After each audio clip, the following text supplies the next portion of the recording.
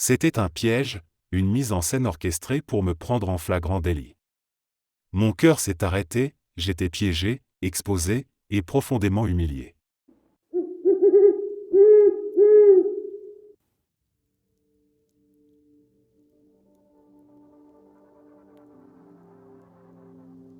Je suis un menteur compulsif. Je ne mens jamais sur des choses importantes, mais toujours sur des détails insignifiants. Comme ce que j'ai mangé au petit déjeuner ou ce que j'ai fait de ma journée, ou encore, j'ajoute des éléments à une histoire pour la rendre plus captivante. Je ne sais pas pourquoi je fais ça, et même si j'ai essayé d'arrêter, je n'y arrive pas. J'ai maintenant 22 ans, et je mens ainsi depuis aussi longtemps que je me souvienne. Même lorsqu'on me confronte à mes mensonges, je m'enfonce encore plus et je continue d'inventer des histoires. Beaucoup de gens pensent que je suis un mauvais menteur, surtout pour les gros mensonges, car je suis effectivement très maladroit quand il s'agit de choses sérieuses, et je culpabilise trop pour mentir sur ces sujets. Pourtant, je mens aux gens tout le temps, sur des choses futiles, et la plupart d'entre eux n'y voient que du feu. Pour ces petits mensonges, je suis en fait très habile. Je tiens à préciser quelque chose, beaucoup d'entre vous semblent penser que je ne me rends pas compte que c'est mal ou que j'aime être ainsi. Mais je suis conscient que c'est un problème, et je veux vraiment m'améliorer. L'une des raisons pour lesquelles j'ai écrit ce texte, c'est justement pour commencer par admettre que j'ai un problème et essayer de m'en sortir. Et à ceux qui me disent de suivre une thérapie, sachez que je n'ai pas les moyens de me payer des séances. Donc, à moins que vous soyez prêt à financer ma thérapie, donnez-moi des conseils plus accessibles. Je me dis souvent que peut-être, si je trouvais des astuces simples ou des moyens de mieux comprendre ce besoin de mentir, ça m'aiderait.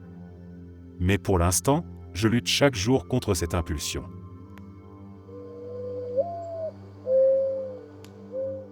J'ai mis de la poudre à gratter dans le sextoy de mon colocataire. Mon colocataire était littéralement accro à cet objet et avait la mauvaise habitude de le laver au lave-vaisselle, chose dont j'ai tenté de lui parler à de nombreuses reprises, mais sans succès. Rien n'y faisait. Alors, j'ai décidé de passer à l'action, et il a fini par attraper une infection. Au final, il a dû se faire circoncire et croit que c'est dû au détergent du lave-vaisselle ou au sel. Nous vivions dans un petit appartement avec une seule chambre, et je n'utilisais jamais le lave-vaisselle. Au début, il le laissait même tremper dans l'évier de la salle de bain. J'ai protesté fermement, mais, comme beaucoup l'ont deviné ici, je ne pouvais pas me permettre de déménager. Alors, je devais supporter cette situation dégradante. Le sextoy restait souvent sur ou à côté de son lit, dans notre champ de vision partagé. Il l'utilisait même parfois en pensant que je dormais. Niveau hygiène, il n'était pas top, c'était quelqu'un de désordonné, habitué à ce que sa mère s'occupe de lui. Il s'endormait sans se nettoyer, laissant l'objet là, sans soin. Même notre connexion Internet partagée souffrait, car il la vidait de données en consommant beaucoup de pornographie. J'ai toléré cette situation pendant environ 4 mois, mon aversion au conflit m'empêchant d'être plus agressif. J'avais peur qu'en jetant l'objet, les choses ne s'enveniment pour moi. Mais le bruit insupportable, au milieu de la nuit, devenait insoutenable. Il l'emportait même chez ses parents certains week-ends, et j'étais certain qu'il ne le lavait pas avant de revenir, puisqu'il ne pouvait pas le faire en cachette là-bas. Après environ 2 semaines, son infection est devenue suffisamment grave pour qu'il consulte un médecin. Dès la première utilisation après la poudre, il a commencé à se rendre souvent aux toilettes, mais cela ne l'a pas empêché de l'utiliser encore, aggravant son état. Il m'a même suspecté, pensant que j'avais pu l'utiliser, et qu'il aurait pu contracter une infection par là, puisqu'il n'avait de relation avec personne à ce moment-là. Moi non plus, mais il a tout de même demandé. Il a déménagé à la fin du semestre, et je l'ai croisé de temps à autre sur le campus. Nos parents se connaissent de l'église, et sa mère est très croyante. J'avais envisagé de tout lui dire, mais j'ai décidé que c'était un coup bas. C'est en administrant ses affaires qu'elle a fini par découvrir la vérité et qu'elle l'a jetée. Elle l'a ensuite envoyé voir un psychologue, et il a dû retourner chez ses parents chaque week-end. Ma qualité de vie a radicalement changé après son départ, et apparemment, la sienne aussi s'est améliorée. La poudre à gratter venait d'un magasin, elle ressemblait davantage à de la laine de coton qu'à de la vraie poudre, mais ça fonctionnait. Cela remonte à quelques années, et ce souvenir m'est revenu en voyant sa mère dans un magasin. Quand elle m'a vu, j'ai remarqué la honte dans ses yeux à nouveau.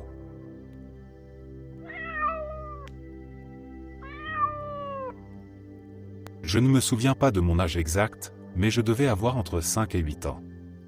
À l'époque, ma mère était en arrêt maladie, épuisée par un burn-out.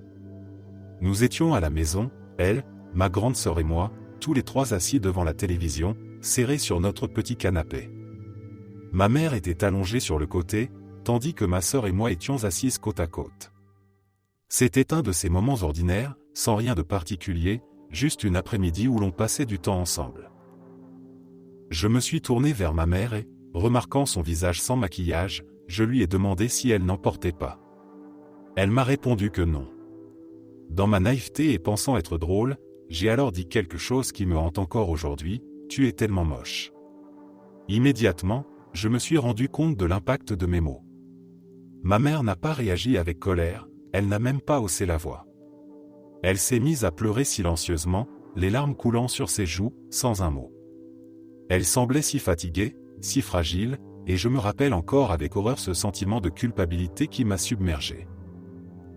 Je me suis tourné vers ma grande sœur, espérant trouver du réconfort ou de l'aide, mais elle m'a simplement lancé un regard sévère, secouant légèrement la tête comme pour dire « Non, tu ne peux pas dire ça ». Je me suis senti tellement mal, et ce souvenir est resté en moi, comme un poids que je porte depuis toutes ces années. C'est l'un des pires souvenirs de ma vie, et chaque fois qu'il me revient en tête, je me sens submergé par la honte et la haine de moi-même. Je donnerais n'importe quoi pour effacer ce moment de ma mémoire. Pour donner un peu de contexte, j'étais un enfant très timide, souvent anxieux et maladroit en société. Je ne savais pas toujours comment agir ou quoi dire, et j'avais beaucoup de mal à comprendre ce qu'il fallait faire pour être normal. J'étais ce qu'on appelle un bon enfant, mais j'avais déjà une grande sensibilité et beaucoup d'angoisse. Souvent, j'essayais d'imiter les comportements des autres enfants de mon entourage, pensant que c'était la manière de s'intégrer ou de paraître cool. Mais inévitablement, je me trompais, je faisais ou disais des choses qui décevaient les adultes, et je me sentais alors coupable et inadéquat. Pourquoi je n'arrivais jamais à bien faire les choses? Y avait-il quelque chose qui n'allait pas chez moi? J'avais l'impression de ne jamais réussir à être normal. Je ne sais pas si ce manque de compétences sociales a un lien avec le fait que j'ai dit à ma mère qu'elle était moche, mais quelle que soit la raison, je n'arrive pas à me pardonner. C'est mon plus grand regret, un souvenir sombre que je n'ai jamais partagé avec personne. Peut-être qu'un jour, je réussirai à me pardonner, mais pour l'instant, je vis encore avec ce poids, espérant apprendre à le relâcher un jour.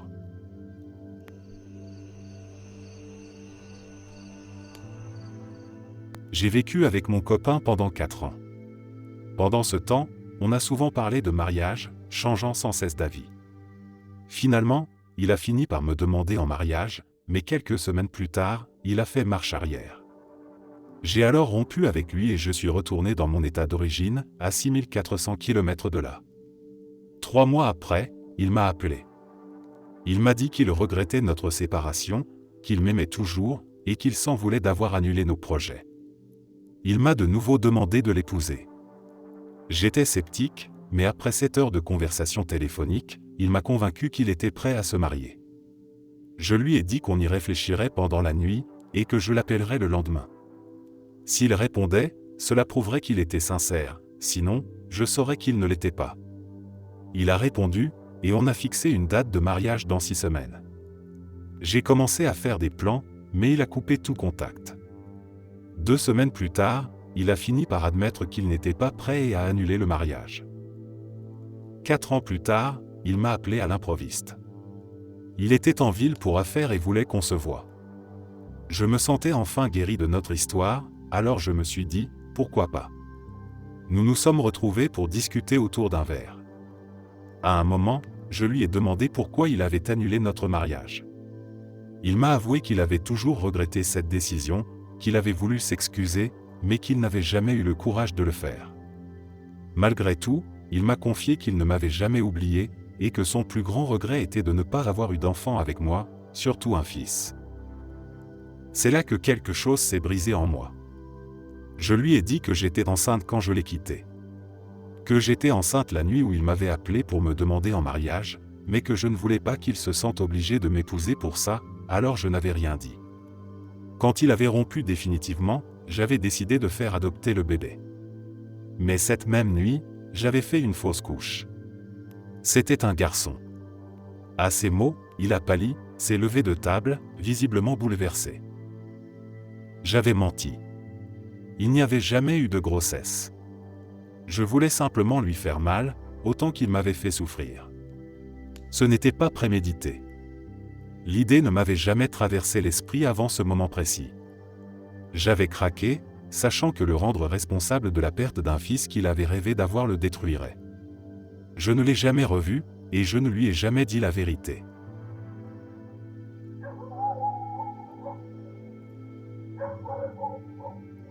Il y a un peu plus d'un an, j'ai commencé un nouveau travail. Je fais la plupart de mes journées de 7h à 15h, et comme je n'ai pas de voiture, je marche généralement de mon appartement jusqu'à mon lieu de travail. Mon trajet se fait principalement sur des rues principales, sauf pour un raccourci par une ruelle qui me permet de gagner 5 précieuses minutes. Près de cette ruelle, il y a un café. Ma ville a une population de sans-abri assez visible, et beaucoup traînent dans les rues pour demander de l'argent, de la nourriture ou d'autres choses.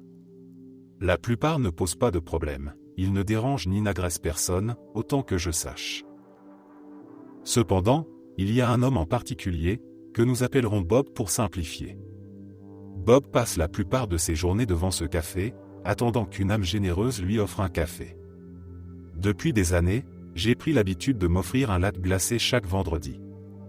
Lors de mon premier vendredi dans mon nouveau job, j'ai naïvement accepté d'acheter un café à Bob quand il me l'a demandé, sans me douter de l'erreur que je faisais. J'ai acheté un petit café noir de 8 ozs, le moins cher du menu, pour lui et mon habituel latte glacé de 20 ozs pour moi.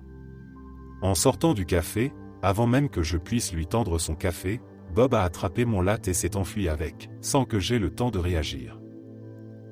Depuis ce jour, à chaque fois que je passais devant le café, Bob me harcelait, me sifflait, et exigeait que je lui achète un autre café. Il me suivait parfois dans la ruelle, essayant même de me voler mes affaires ou mon latte. C'était particulièrement effrayant, car à cette heure matinale, les rues étaient presque désertes, ce qui, je suppose, lui donnait plus d'assurance pour agir. Le soir, quand je passais, il ne disait rien, sûrement parce qu'il y avait plus de monde dans les environs. Un mois après le début de mon travail, j'ai acheté mon latte habituel et emprunté la ruelle. Bob m'a suivi, cette fois encore, mais cette fois-ci, il est parvenu à se rapprocher dangereusement. Il a tendu la main pour attraper mon latte, et avant même que je puisse réfléchir, ma main libre a frappé sa mâchoire. Le truc, c'est que je suis une grande fille, 1,80 m pour 70 kg, et je suis athlétique, je cours et je fais de la musculation. J'ai aussi de l'expérience en arts martiaux, ce qui me permet de connaître les points sensibles pour assommer quelqu'un. Un jour, j'ai accidentellement mis KO un homme de 130 kg pendant un cours, donc ce n'était pas une surprise que Bob tombe inconscient après mon coup. Il a heurté le mur d'un bâtiment en s'écroulant, et je crois avoir vu du sang sur son visage, mais je n'en suis pas sûr, car j'ai continué mon chemin sans m'arrêter. Personne n'a vu ce qui s'est passé. Il n'y avait pas de fenêtre donnant sur la ruelle, et nous étions loin des rues principales. À 6 heures du matin, il n'y a pas grand monde dehors, même sur les axes principaux. Je reconnais que j'ai agi de manière impulsive, et je ne conseille à personne de faire de même, car on ne sait jamais qui pourrait vous observer. Cela dit, je n'ai plus jamais vu Bob près du café depuis ce jour. Je doute fortement de l'avoir tué, mais je crois bien que je l'ai effrayé pour de bon. Je ne sais pas comment les enquêtes criminelles fonctionnent, mais cela fait 1 an et je n'ai rien entendu. Le monde me croit innocente, et c'est un secret que je compte bien emporter avec moi dans la tombe.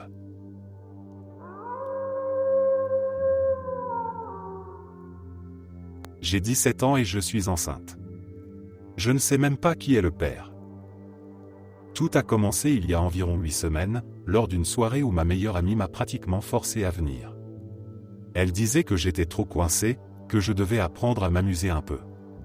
J'ai toujours été celle qui reste en dehors des fêtes, qui se concentre sur ses activités scolaires et son travail. Mais cette fois-là, je me suis laissé convaincre. On a commencé à danser, puis à boire un peu. Chez moi, mes parents nous ont toujours permis de goûter un peu d'alcool vers 16 ou 17 ans, mais seulement sous leur supervision, histoire de nous préparer à boire de façon responsable. Mais cette fois, j'étais livré à moi-même et, honnêtement, je ne savais pas trop où étaient mes limites. Je me souviens que mon ami s'est éloigné à un moment, et qu'un garçon est venu me parler. Il était mignon, je crois, et je sais que j'ai dansé avec lui. Après ça, tout est flou. Je n'ai presque aucun souvenir. Le lendemain, je me suis réveillé, complètement nu, dans la chambre d'amis, avec lui à côté de moi. J'étais sous le choc. Plus tard, mon ami m'a dit que je lui avais même dit de ne pas s'inquiéter, que j'avais trouvé quelqu'un de canon et qu'elle n'avait pas besoin de me chercher. Quand j'ai confronté ce type, il m'a confirmé qu'on avait couché ensemble. Quand je lui ai demandé s'il avait pris des précautions, il m'a répondu vaguement qu'il pensait que oui. Puis il a lâché qu'il avait une copine et m'a demandé de n'en parler à personne. J'étais encore sous le choc et pleine de confusion, tout ce que je voulais, c'était quitter cet endroit, alors j'ai repris mes affaires et je suis parti sans un mot. Quelques semaines plus tard, mes règles n'arrivaient toujours pas. Au début, j'ai mis ça sur le compte du stress. Mais il y avait quelque chose de différent, une sensation étrange, même si je n'avais pas les symptômes typiques. Mes règles sont habituellement très régulières, et cette absence devenait de plus en plus inquiétante. Finalement, j'ai décidé de ne pas me fier aux tests de grossesse vendus en pharmacie. Ceux de ma région ne sont pas réputés pour être très fiables. Aujourd'hui, j'ai pris rendez-vous chez le médecin, en payant de ma poche pour que mes parents n'aient aucun moyen de le savoir. J'ai expliqué la situation, et il a fait les tests nécessaires. Le verdict est tombé, je suis bel et bien enceinte. Je suis là, dans ma voiture, complètement perdu. J'ai ressenti ce besoin intense de parler à quelqu'un, même si ce n'était qu'un inconnu en ligne. Alors me voilà. Je ne sais plus quoi penser, ni quoi faire. Je suis enceinte à 17 ans, d'un gars dont je ne connais même pas le nom et qui, en plus, a une copine. Je suis en colère contre moi-même, contre mon ami pour m'avoir laissé seul, contre tout ça. Et maintenant, je dois décider de ce que je vais faire. J'ai envisagé l'avortement, mais au fond, je sais que mes parents, même en étant déçus, soutiendront leur petit enfant. Ce n'est pas de la faute de ce bébé si sa mère a fait un choix stupide en s'enivrant au point de perdre tout contrôle.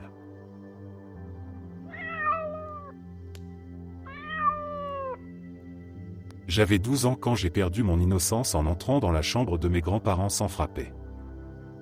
Pour situer un peu l'histoire, il faut savoir que je n'ai jamais raconté cette mésaventure à personne. Pas une âme.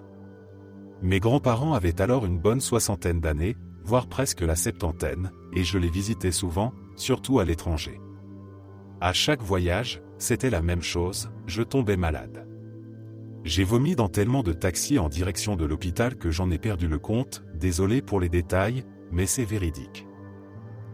Cette nuit-là, je m'étais réveillé, fiévreux et affamé, et j'ai décidé de réveiller mon grand-père pour qu'il m'aide à me préparer quelque chose à manger. Oui, je sais, noble initiative pour un enfant de 12 ans. J'étais prêt à entrer dans sa chambre, déterminé et un peu inconscient.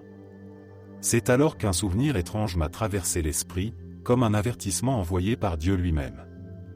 La veille, ma grand-mère m'avait mentionné, avec un sourire un peu malicieux, qu'elle allait dormir dans la chambre de mon grand-père ce soir-là. Sur le moment, je n'y avais prêté aucune attention. Mais bon, à 12 ans, on n'a pas toujours la notion du respect de la vie privée. Alors j'ai poussé la porte, sans réfléchir. Et là, ce que j'ai vu m'a marqué au fer rouge. Mon grand-père, au-dessus de ma grand-mère, en train de livrer une performance que je n'aurais jamais cru possible pour son âge. La scène. La technique. L'énergie. Je n'aurais jamais imaginé le voir bouger de cette manière. Et ces bruits, des sons que je n'étais pas prêt à entendre. Je suis resté figé, peut-être 5 secondes, assez longtemps pour que mon grand-père se rende compte de ma présence et s'écarte brusquement, comme si de rien n'était, avant de lâcher un trait calme, et « referme la porte, j'arrive tout de suite ». J'ai refermé la porte sans un mot. Ce qui s'est passé ensuite est un peu flou dans ma mémoire, mais il m'a préparé à manger et m'a conseillé, sur un ton léger, de frapper avant d'entrer dans une pièce. Je pense qu'il n'a pas réalisé l'ampleur de ce que j'avais vu, alors j'ai fait comme si je n'avais rien remarqué. J'ai mangé en silence, la tête pleine de confusion, et j'ai essayé de me rendormir. Mon grand-père est décédé il y a quelques années, et malheureusement, ce souvenir reste l'un des plus vifs que j'ai de lui. À l'époque, c'était une vision traumatisante pour un enfant, mais en y repensant aujourd'hui, je trouve cela presque comique. Où que tu sois, grand-père, j'espère que tu t'éclates bien dans l'au-delà, mais peut-être pas autant que cette fameuse nuit. Personne ne mérite de réentendre ces bruits-là. En tout cas, j'ai retenu la leçon, toujours frapper avant d'entrer, sous peine de vivre un moment dont on ne se remet jamais tout à fait.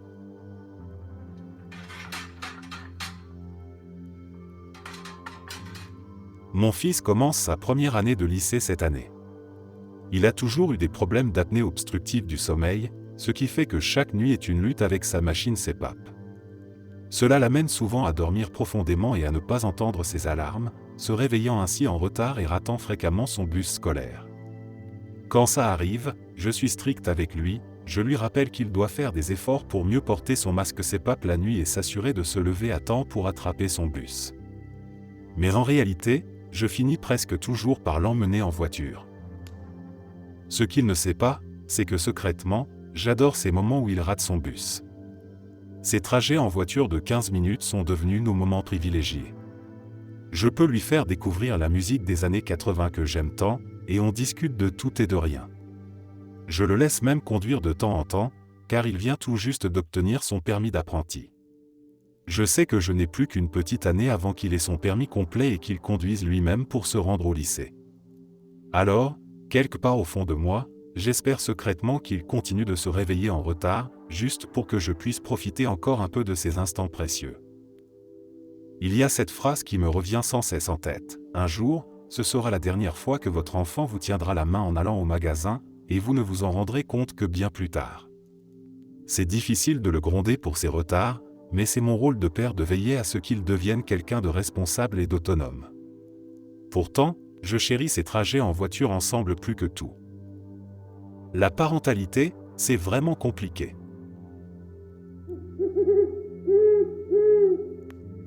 Je travaillais comme responsable de programme technique dans un bureau offshore pour une grande entreprise américaine figurant au classement Fortune 500.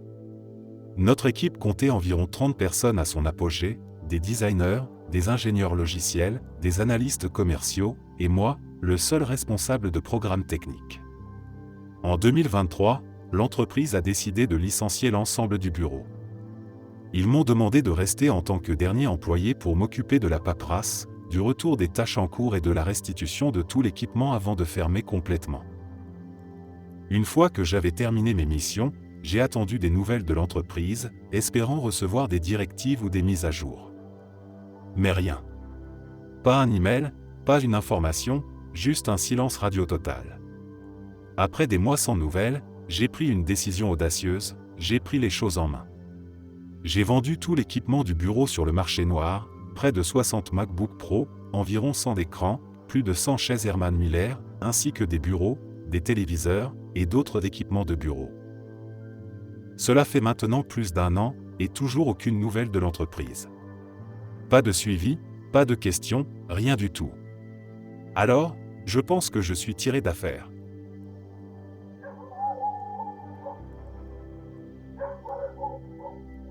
Je suis dans la fin de la quarantaine. Cela fait plus de 20 ans que je suis marié à ma femme. Je l'aime profondément, ainsi que la vie que nous avons construite ensemble. Nous avons surmonté tant de choses, et je chéris tout ce que notre mariage représente. Cependant, malgré cet amour sincère pour elle, je sais aussi que je suis toujours follement amoureux de mon ex-petite amie, celle que j'ai laissée derrière moi lorsque j'ai décidé de partir en ville pour poursuivre ma carrière. Pas un seul jour ne passe sans que je pense à elle. Récemment, elle m'a contacté pour me reconnecter avec son père. Cela a relancé nos échanges, et en discutant, elle a avoué qu'elle partageait les mêmes pensées et les mêmes sentiments que moi. Elle aussi pense à moi, chaque jour, même après toutes ces années. Mais comme moi, elle est mariée, a des enfants, et est très heureuse avec son mari. Tout comme je suis heureux avec ma femme et mes enfants. Pourtant, il semble qu'une partie de notre cœur appartienne toujours à l'autre, et nous sommes totalement perdus sur ce que nous devrions faire de cet amour qui n'a jamais vraiment disparu. Pour préserver nos mariages, nous avons décidé d'arrêter de nous parler à nouveau, de couper les ponts pour protéger nos familles et la stabilité de nos vies. Mais elle continue de hanter mes pensées, tous les jours. Je sais que j'aime ma femme, vraiment, profondément. Mais j'aime aussi mon ex, et ses sentiments sont tout aussi réels. Je ne sais pas quoi faire de cette dualité émotionnelle. Je me sens tiraillé entre l'amour que je porte pour celle avec qui j'ai construit ma vie et cet amour persistant pour une personne qui a laissé une empreinte indélébile sur mon cœur. Je suis perdu, incapable de comprendre comment on peut aimer deux personnes si intensément, et je ne sais pas comment gérer ces émotions qui refusent de s'effacer.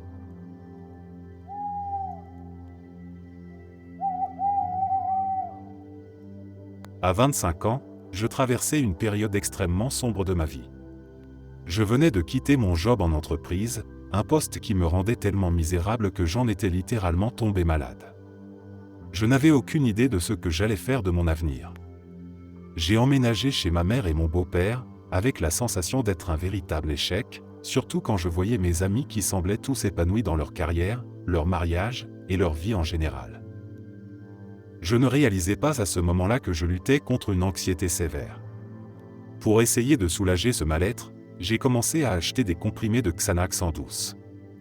Au début, c'était un voisin qui m'en vendait, puis ça a évolué en des transactions plus compliquées, via des amis d'amis. Personne ne savait ce que je traversais. Un jour, ma mère et mon beau-père sont partis en voyage pour une semaine. Livré à moi-même, j'ai fait une énorme bêtise, je suis parti dans une spirale incontrôlable avec ces pilules. Je ne savais pas qu'il était extrêmement dangereux de mélanger de l'alcool avec du Xanax. J'ai bu 2 bouteilles de vin et pris 3 comprimés. Je me suis endormi, et je me suis réveillé environ 3 jours plus tard, sans aucun souvenir de ce qui s'était passé. Cette expérience m'a effrayé au point de me faire changer radicalement de comportement. Je n'ai plus jamais touché à un seul comprimé de Xanax.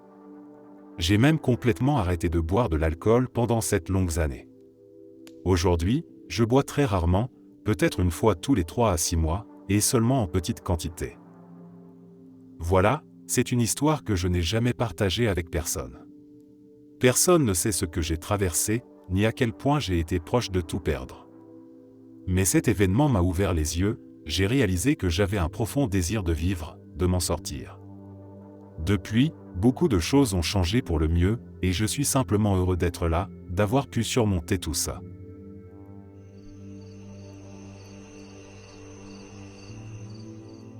Il y a 12 ans, quand j'avais 18 ans, je suis allé comme chaque année passer des vacances chez mon cousin. À côté de chez lui vivait une femme avec son mari et ses 2 filles. On passait beaucoup de temps chez elle, à jouer aux cartes et à regarder des films.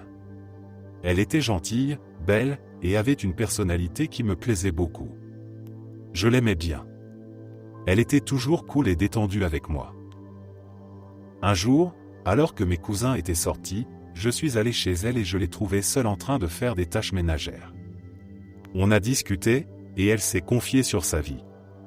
Elle se plaignait, elle avait besoin de parler, mais je dois avouer que mon esprit était ailleurs. J'étais concentré sur son corps, pas sur ses paroles. Profitant de sa vulnérabilité, j'ai commencé à flirter avec elle. J'ai pensé qu'elle ne dirait rien, alors j'ai caressé son dos, puis je l'ai prise dans mes bras et l'ai embrassée. Elle est restée figée, surprise, mais comme je ne m'arrêtais pas, elle m'a embrassé en retour. En un rien de temps, on a fini par coucher ensemble. Ça n'a duré que 15 minutes, et je sais très bien que je ne l'ai pas satisfaite. Après ça, je suis retourné chez mon cousin, et plus je repensais à ce qui venait de se passer, plus j'étais paniqué à l'idée que son mari découvre tout. Le lendemain, elle a agi comme si de rien n'était. Quand j'ai eu l'occasion, je lui ai demandé ce qu'elle en pensait. Elle m'a dit que c'était un moment unique, que j'étais encore un adolescent, que je n'avais pas à m'en inquiéter, et qu'elle ne dirait rien à personne. Elle m'a conseillé de faire pareil, ce qui m'a soulagé. J'ai encore passé 2 semaines là-bas avant de rentrer chez moi. Ensuite, j'ai été pris par mes études et on a perdu contact. La dernière fois que je l'ai vue, c'était au mariage de sa fille. On a échangé quelques mots, puis elle est partie s'occuper des invités. 2 ans plus tard, j'ai appris par ma mère qu'elle s'était suicidée. J'ai appelé mon cousin pour en savoir plus, et il m'a dit que son mari la maltraitait, qu'il la blessait mentalement et physiquement, et que ça faisait des années qu'elle souffrait en silence. Il l'avait souvent vue pleurer et se confier à ma tante. J'étais bouleversé, rongé par le regret de ne pas avoir vu sa douleur plus tôt, trop préoccupé par mes désirs à l'époque. Je ne comprends toujours pas pourquoi elle a accepté mes avances, peut-être par pitié ou par désespoir. En repensant à ce jour-là, je me demande si je n'avais pas remarqué des bleus sous ses vêtements. Tout est flou maintenant, et j'ai peur que mon esprit bloque volontairement ses souvenirs. Lors du mariage, elle n'avait pas l'air heureuse, elle semblait fatiguée. J'ai même fouillé les anciennes photos de mariage de sa fille sur Facebook pour vérifier si elle souriait vraiment. Il y a eu des rumeurs sur le fait que son mari était impliqué dans sa mort, surtout parce qu'il s'est remarié seulement 3 mois après. J'aurais dû voir les signes. J'avais vu comment il devenait furieux et mauvais perdant lorsqu'il perdait à un simple jeu de cartes. Je l'avais vu se disputer violemment avec sa fille à cause de son petit ami. Je savais que ces 2 filles avaient peur de lui, mais c'était tellement normalisé dans mon pays. Une fois, on s'est disputé sur un sujet politique. Il s'est mis dans une colère noire, et sa femme a dû intervenir pour me protéger. Mais le reste du temps, il semblait être quelqu'un de drôle et généreux, prêt à dépenser de l'argent pour de la nourriture quand j'étais là. J'aurais dû faire quelque chose, n'importe quoi pour la protéger. Son décès m'a tellement affecté que j'ai commencé à m'automutiler pendant mes années universitaires. J'ai gardé ce secret pendant des années, même de mon psychiatre actuel. J'ai honte de moi, et je me disais qu'il valait mieux enfouir tout ça. Je pensais avoir surmonté tout ça avec le temps. J'ai quitté ma ville natale pour travailler à Barennes. Mais récemment, la fille cadette de cette femme m'a envoyé une demande sur Instagram, et tous ses souvenirs sont remontés à la surface. Je réalise que je vais devoir vivre avec cette culpabilité pour le reste de ma vie.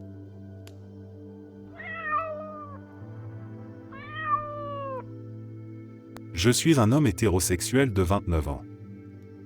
L'autre jour, j'étais au travail, absorbé par mes tâches habituelles à mon bureau. À un moment donné, j'ai ressenti le besoin de me lever, de me redresser, de réfléchir un peu, tout en regardant distraitement le dessus de mon bureau. Au même moment, mon patron, un homme également hétérosexuel, passait derrière moi. Il m'a vu perdu dans mes pensées, s'est arrêté, et sans prévenir, il m'a pris dans ses bras par derrière. Il a dit d'une voix douce, « Ah, je ne sais pas pourquoi, mais te voir me fait sentir que la vie existe au-delà des chiffres. » Puis, il m'a relâché, a posé sa main gauche sur mon épaule et a ajouté, « Prends une pause, garçon. Je sais que cette période est cruciale, mais essaie de t'y plonger en douceur. » Il s'est ensuite éloigné. Je suis resté là, figé, dans la même position où il m'avait laissé, et une vague de frissons agréables m'a traversé tout le dos, laissant des frissons de bien-être sur ma peau. Pour la première fois de ma vie, j'ai ressenti à quel point une partie de mon existence était aride, dénuée d'amour. J'ai réalisé que je n'avais jamais vraiment reçu de tendresse maternelle. Ma mère ne m'a jamais serré dans ses bras, jamais embrassé, jamais caressé la tête avec douceur. Je ne lui en veux pas, j'ai dépassé cela depuis longtemps. Mais ce manque m'a laissé une empreinte profonde. J'avais besoin de l'exprimer quelque part. Un homme a des besoins qui vont bien au-delà du sexe avec une femme. Il a besoin d'une tendresse qui apaise, d'une affection qui fait sentir qu'il est en sécurité, qu'il est chez lui. Et je suis reconnaissant qu'il y ait des femmes, ou des partenaires, qui savent donner cette paix, ce réconfort. Elle rappelle à un homme qu'il va bien, qu'il est capable d'affronter un autre jour, même lorsqu'il se sent fragile ou épuisé. Je rêve souvent de recevoir des câlins. Quand je me réveille après un de ces rêves, je suis dans un état de calme absolu. Plus de palpitations, plus d'anxiété qui me serre la poitrine. Mes organes semblent en paix, et je respire simplement, bénissant ce sentiment d'amour qui, l'espace d'un instant, m'a comblé.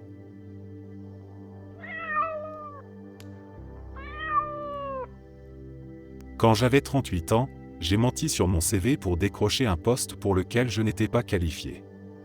Lors de l'entretien initial, les choses se sont étonnamment bien passées, mes qualifications inventées semblaient les impressionner. Avant même que je ne réalise ce qui se passait, j'étais déjà invité à passer au tour suivant. J'ai reçu l'offre d'emploi et, malgré ce sentiment de malaise dans mon estomac, j'ai accepté. Mais dès que j'ai commencé, la réalité m'a frappé de plein fouet. Je me suis retrouvé complètement submergé par des tâches que je ne savais pas gérer. La panique m'a envahi alors que je luttais pour suivre le rythme imposé par le poste. J'ai cherché de l'aide en ligne, me connectant avec d'autres personnes dans des rôles similaires, qui ont généreusement partagé leur savoir-faire. Jour après jour, j'ai appris à la dure, par essai et erreur.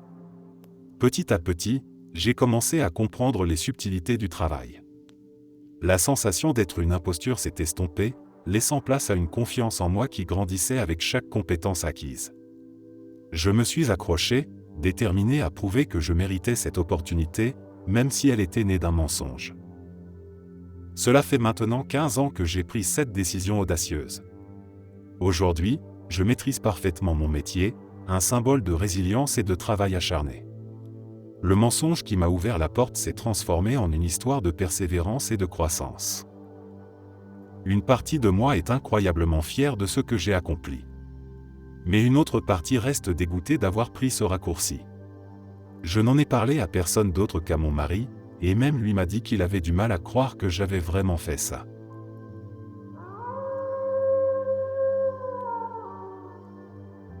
Quand j'étais à l'école primaire, je prenais le bus tous les jours pour aller et revenir de l'école. Un jour, alors que j'étais assis à côté de mes amis dans le bus, j'ai lâché un paix.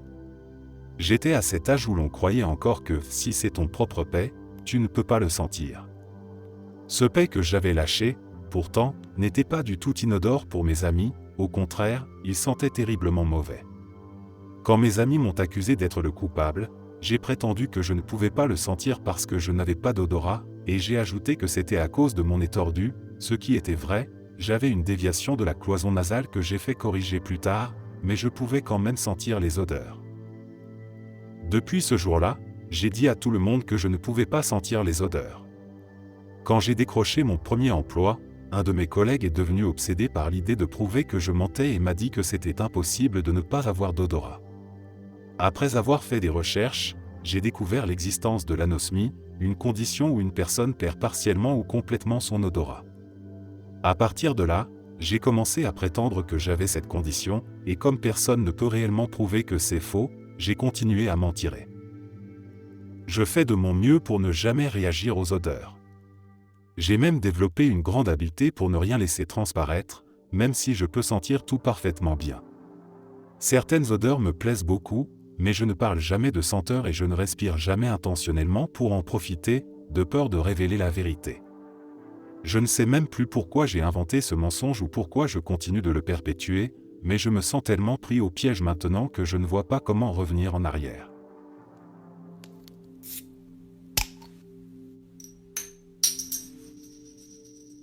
Quand j'avais 9 ans, j'ai volé les boucles d'oreilles en diamant de ma mère, un précieux héritage familial, pour les offrir à ma petite amoureuse de l'époque. Ma mère vient d'une famille qui a hérité d'une certaine fortune, et parmi les biens transmis de génération en génération se trouvaient de magnifiques bijoux anciens. Bien qu'elle en possède une belle collection, elle les porte rarement. Ces trésors dorment la plupart du temps dans un coffre discret, à l'abri des regards.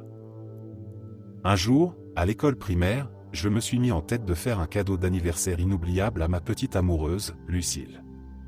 Dans mon esprit de garçon de 9 ans, je voulais lui offrir quelque chose de spécial, quelque chose qui lui prouverait toute l'importance qu'elle avait à mes yeux.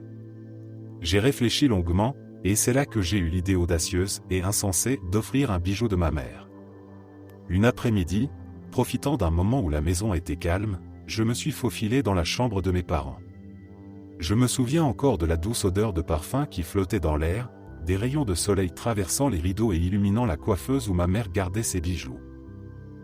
Mes mains tremblaient légèrement alors que j'ouvrais la boîte en bois verni. Mon regard s'est posé sur une paire de boucles d'oreilles en or serties de diamants éclatants. Elles étaient d'une beauté éblouissante, étincelantes même dans la lumière tamisée de la chambre. Mon cœur battait à tout rompre. Je les ai prises délicatement, les ai placées dans une petite boîte en plastique, le genre qu'on utilisait autrefois pour ranger des films de caméra.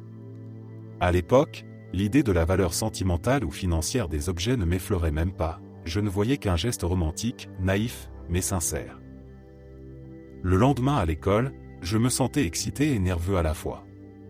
Lorsque j'ai offert la petite boîte à Lucille, je me souviens de son sourire rayonnant et de la surprise dans ses yeux. Elle n'avait aucune idée de ce que cela représentait, bien sûr, mais pour elle, c'était un trésor, un cadeau précieux venant d'un camarade qu'elle appréciait. Pendant plusieurs mois, tout est resté silencieux. Ma mère, ne portant presque jamais ses bijoux, n'a rien remarqué tout de suite. Mais quand elle a finalement ouvert sa boîte à bijoux et découvert que les boucles d'oreilles avaient disparu, la panique s'est installée. Je me souviens de l'angoisse qui emplissait la maison, de l'expression bouleversée de ma mère alors qu'elle cherchait désespérément, retournant les tiroirs, inspectant chaque recoin de la maison. Elle en a parlé à mon frère et à moi, nous demandant maintes fois si nous avions vu ces boucles d'oreilles. Chaque fois, je me sentais plus coupable, mais je gardais le silence, effrayé par les conséquences de mon geste.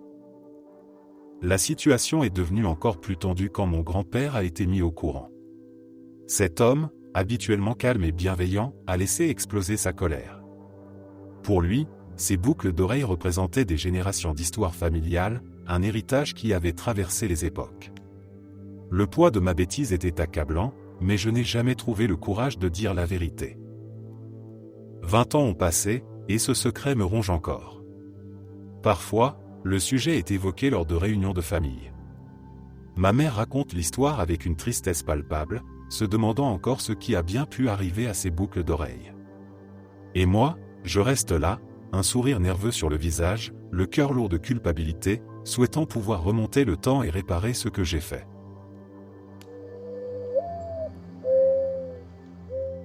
Mon fils est né à 28 semaines de grossesse. Il avait survécu 11 semaines avant sa naissance sans aucun liquide amniotique, et il a vécu 11 jours en soins intensifs néonatal avant de nous quitter. Je suis presque soulagé qu'il n'ait jamais eu à connaître son père comme père.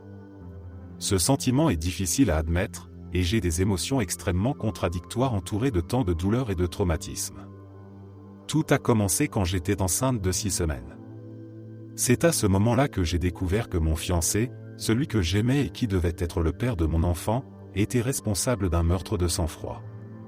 Quand nous nous sommes rencontrés, il venait tout juste de s'installer dans ma ville. Ce que j'ai découvert plus tard, c'est qu'il avait déménagé pour fuir les crimes qu'il avait commis dans une ville à 2h30 de là. Je savais qu'il disait la vérité.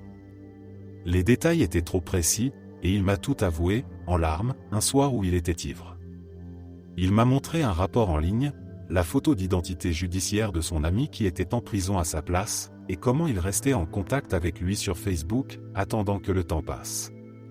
Plus tard, j'ai découvert que j'étais même présente avec lui, chez sa tante, quand il a enterré l'arme du crime sur sa propriété. Après cette révélation, la violence a fait irruption dans ma vie. Pendant la majeure partie de ma grossesse, j'ai pleuré, été pourchassé, secoué, poussé, frappé, insulté, et crié dessus. C'est ce stress constant et ces violences qui ont fait que ma poche des os s'est rompue bien trop tôt.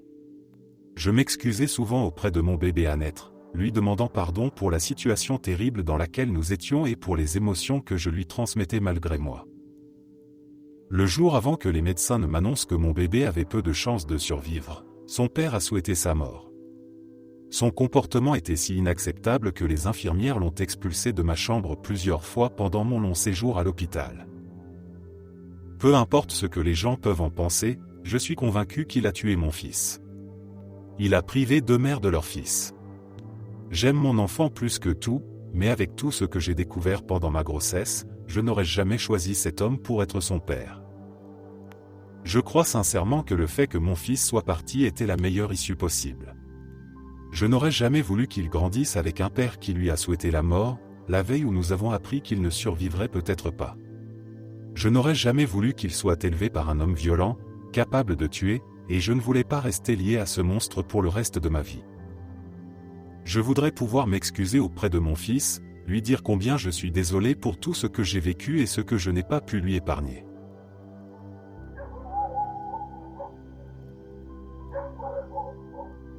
Je travaille sur le campus, où j'occupe un emploi consistant à interviewer et recruter d'autres étudiants. Le but est de trouver les meilleurs candidats pour le poste, et si quelqu'un ne correspond clairement pas aux besoins, il est éliminé du processus. D'une manière générale, tout se fait de façon équitable, jusqu'au moment où l'on se retrouve avec une situation d'égalité entre plusieurs candidats, plus nombreux que les postes disponibles. C'est là que les choses deviennent un peu plus délicates. Lorsqu'il y a un trop grand nombre de candidats également qualifiés, après avoir soigneusement évalué les dossiers, je prends une décision basée sur un critère que certains pourraient trouver discutable. Je choisis de recruter les filles les plus charmantes et attirantes, et parmi les garçons, ceux qui sont les moins avantagés, que ce soit en apparence ou en charisme. C'est une stratégie que j'ai développée avec le temps, car je crois qu'elle est bénéfique pour l'entreprise. Les jeunes femmes charismatiques et attirantes apportent une énergie qui plaît aux clients et crée un environnement accueillant. Elles attirent l'attention de manière positive et contribuent à la réputation du service. D'un autre côté, en embauchant des garçons que certains pourraient considérer comme en bas de l'échelle, je m'assure que le travail reste concentré, sans distractions inutiles, car ces étudiants ont tendance à être plus sérieux et moins distraits par des aspects superficiels. Je sais que ma méthode peut paraître cynique, voire partiale. Pourtant, de mon point de vue, c'est une décision stratégique qui a ses avantages. En fin de compte, ce que je recherche, c'est ce qui est bon pour l'équipe et ce qui attire le plus de clients ou améliore l'efficacité du service. C'est un équilibre subtil entre le professionnalisme et une certaine vision de ce qui est bon pour les affaires.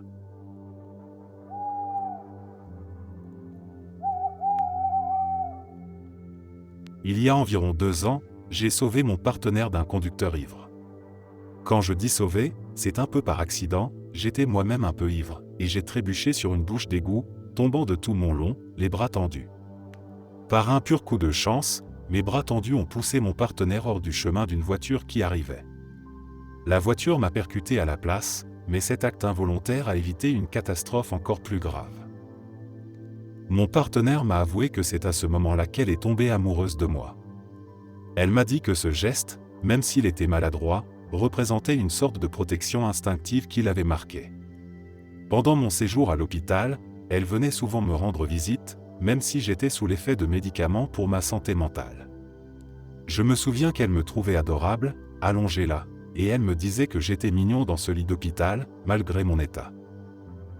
Ce souvenir est un mélange étrange de douleur, d'amour et de hasard, mais c'est devenu une pierre angulaire de notre histoire. C'est faux de penser qu'un accident si chaotique a pu marquer le début de quelque chose de beau entre nous.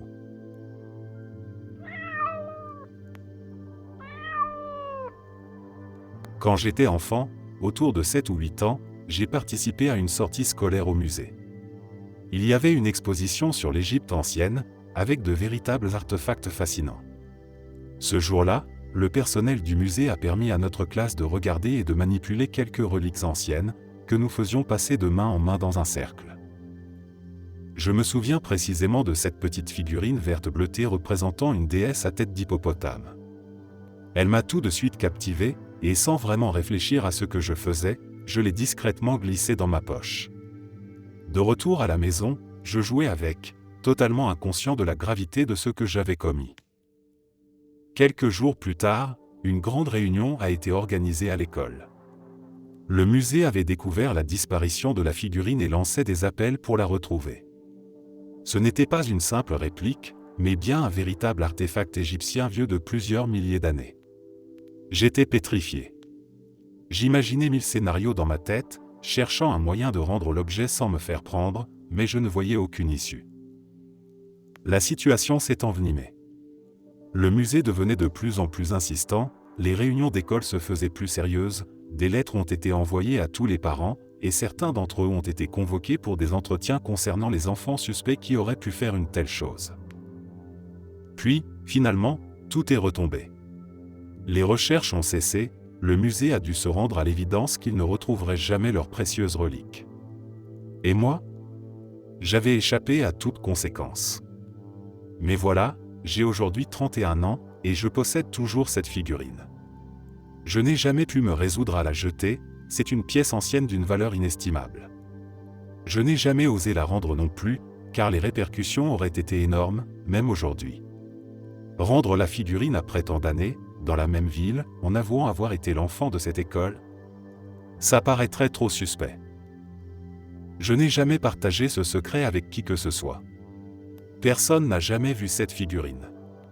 Je ne sais toujours pas ce que je vais en faire. Mais voilà ma confession, voleur de musée à 7 ans, gardien d'un artefact millénaire par accident.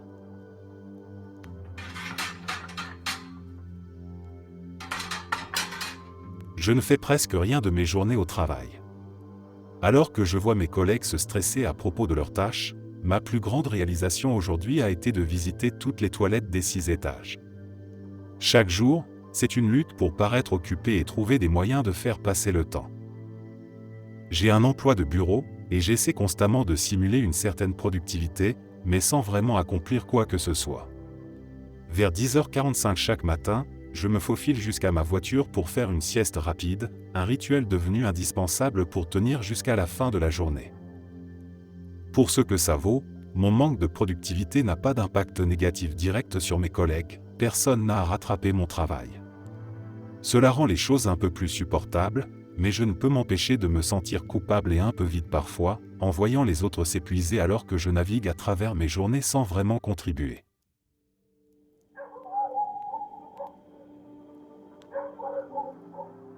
Je suis 100% d'origine européenne, principalement du Nord-Ouest, ce qui signifie que je suis un Américain blanc des plus ordinaires. Cependant, du côté de ma mère, notre famille a un teint naturellement plus olive, avec des cheveux foncés. Nous bronzons très facilement, et ma mère, en particulier, était souvent prise pour une femme hispanique. Je n'ai jamais vraiment compris pourquoi, mais cette apparence légèrement différente a conduit à des situations un peu étranges. Quand les gens me demandaient quelle était mon origine ou mon ethnie, je finissais par en avoir assez de simplement dire blanc. Cela semblait ennuyeux, presque fade, alors j'ai commencé à inventer des histoires. Je prétendais parfois être d'origine égyptienne ou brésilienne, ou quelque chose de plus exotique, qui, selon moi, rendait mon histoire plus intéressante. Ces mensonges étaient assez innocents, mais je les ai répétés pendant des années, pensant que cela ne causerait jamais de problème. Cependant, au fil du temps, ces mêmes personnes à qui j'avais menti sont devenues des amis proches, et tout a commencé à devenir compliqué. Ils voulaient rencontrer mes parents, venir chez moi, et là, je paniquais. Je savais que la supercherie allait être évidente. Ils allaient découvrir que mes parents étaient de simples Américains parlant anglais, sans rien d'exotique, et que tout ce que j'avais raconté n'était que des histoires inventées. Heureusement, ça ne m'a jamais vraiment causé de gros ennuis, mais je ne peux m'empêcher de me crisper en y repensant aujourd'hui. C'est un mensonge tellement bizarre et inutile, n'est-ce pas? Une partie de moi se demande encore pourquoi j'ai ressenti ce besoin de m'inventer des origines exotiques, mais je suppose que c'était simplement le désir de paraître plus intéressant dans un monde où, parfois, la banalité de l'ordinaire semble peser lourd.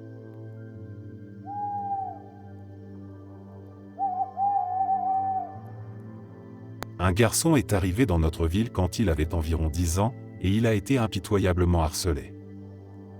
Il est arrivé en classe de 6e, et pour une raison que je ne comprendrai jamais, il a été victime de harcèlement incessant. Le pire est arrivé lors du camp de fin d'année en 6e. Je ne sais pas comment ça a commencé, mais j'ai entendu du bruit et je suis allé voir ce qui se passait dans son dortoir.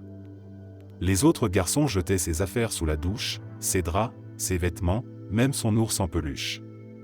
Il essayait désespérément de récupérer ses affaires, en pleurant, en criant « Pourquoi ?» mais les garçons l'empêchaient de passer. Je suis resté là, à une certaine distance, les bras ballants, paralysé, et je les regardais sans rien faire. J'avais 10 ans, c'était il y a 20 ans, mais cette scène me hante encore. Il était détruit. La nuit suivante, il a fait pipi au lit, et les enseignants ont dit que c'était parce qu'il avait mangé trop de poire.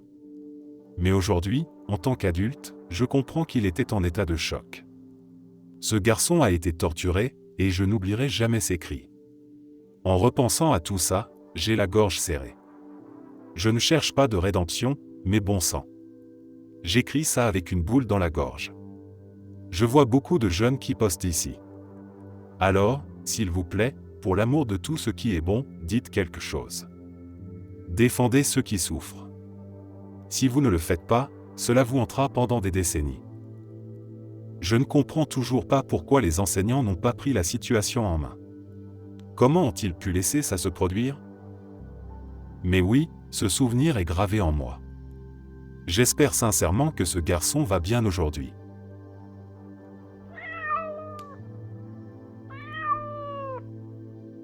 Je garde un dossier de photos et de vidéos d'elle sur mon téléphone, et je me surprends à l'ouvrir au moins une fois par jour. Je sais que je devrais probablement supprimer ces souvenirs et avancer, mais je n'arrive pas à m'y résoudre. Dans ces images, elle porte toutes sortes de lingerie, elle danse dans la douche, toute savonnée, où elle me fait des clins d'œil coquins, comme ces fois où elle se dévoilait dans des cabines privées de lieux publics pour m'exciter. Pendant notre relation, elle m'envoyait souvent des nudes et des messages provoquants. Regarder ces vidéos me rappelle son corps, et je ressens une étrange nostalgie. C'est complètement fou, parce que sur le plan de la personnalité, elle était extrêmement exigeante, capricieuse, et c'est ce côté de sa nature qui a mené à notre rupture. Pourtant, je ne peux pas m'empêcher de rester attaché à ces images. C'est une lutte intérieure complexe. D'un côté, je sais que m'accrocher à ces souvenirs physiques me retient, mais de l'autre, c'est comme si ces moments intimes et visuels avaient laissé une empreinte tenace, une fascination que je n'arrive pas à oublier. Cela rend le processus de tourner la page plus difficile, même si je sais, rationnellement, qu'il est temps d'avancer.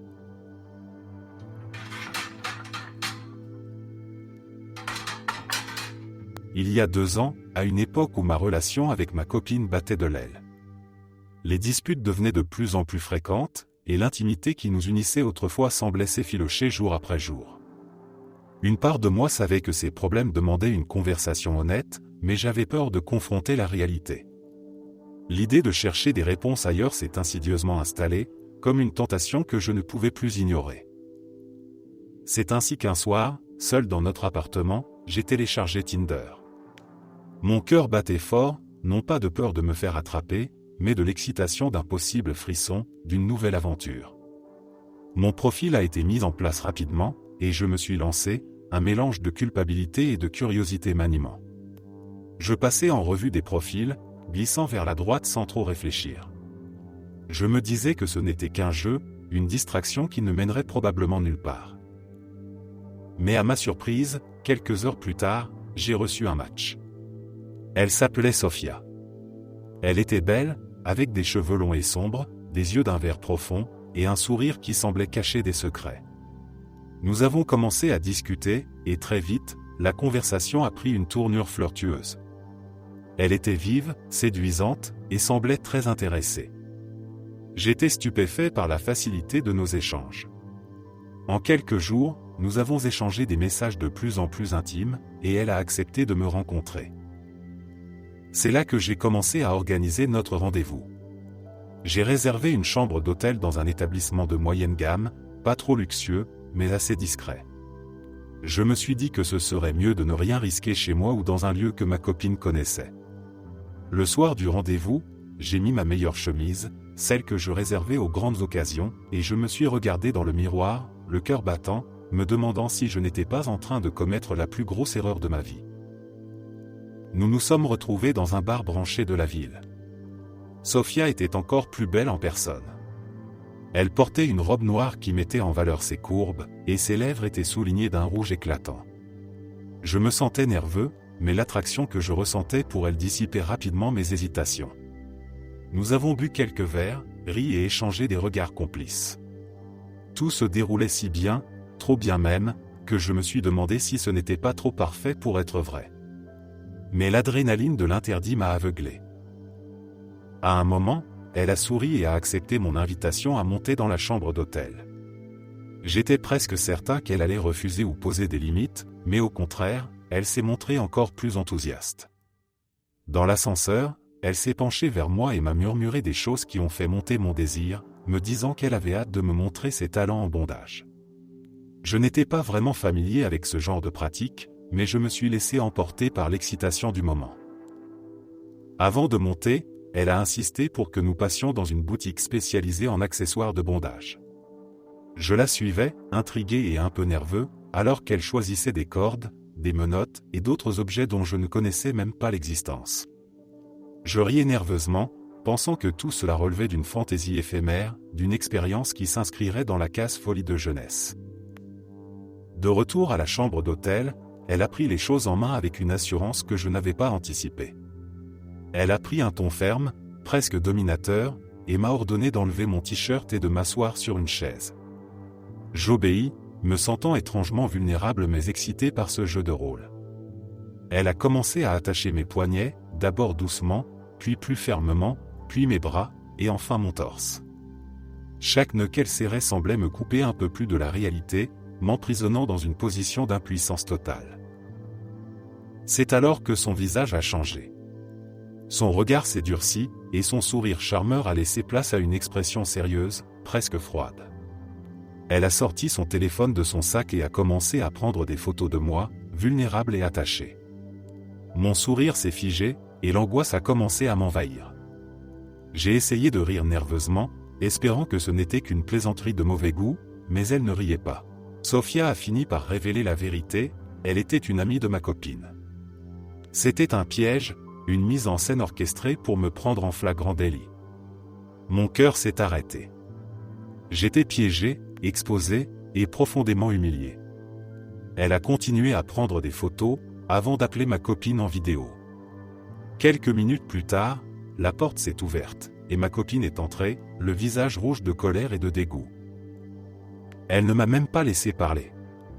Ses yeux étaient pleins de dégoût, et elle s'est approchée de moi avec Sophia à ses côtés.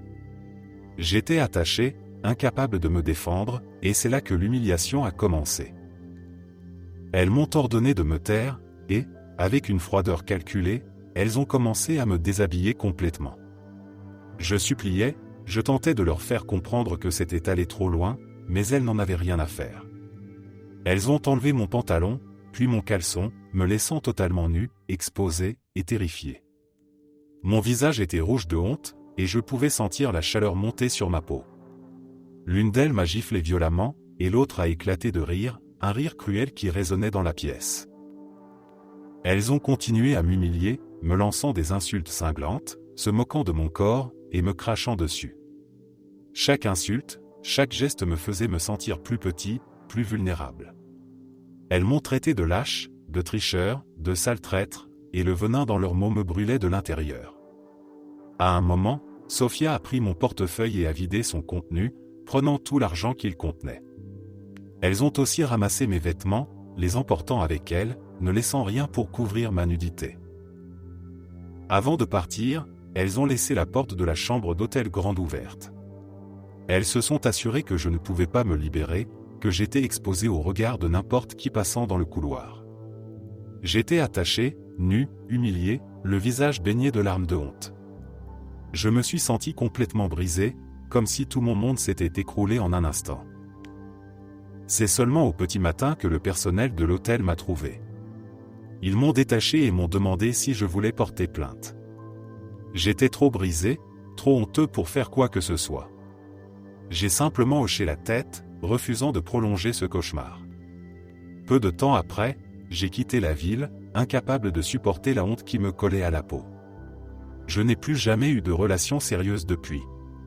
Le karma m'avait rattrapé, et cette expérience reste gravée en moi comme une leçon douloureuse de ce que l'on peut perdre lorsqu'on trahit la confiance de quelqu'un. Merci d'être resté jusqu'à la fin. N'oubliez pas d'aimer la vidéo, de vous abonner et de partager vos propres histoires en commentaire. On se retrouve demain à la même heure devant ce feu.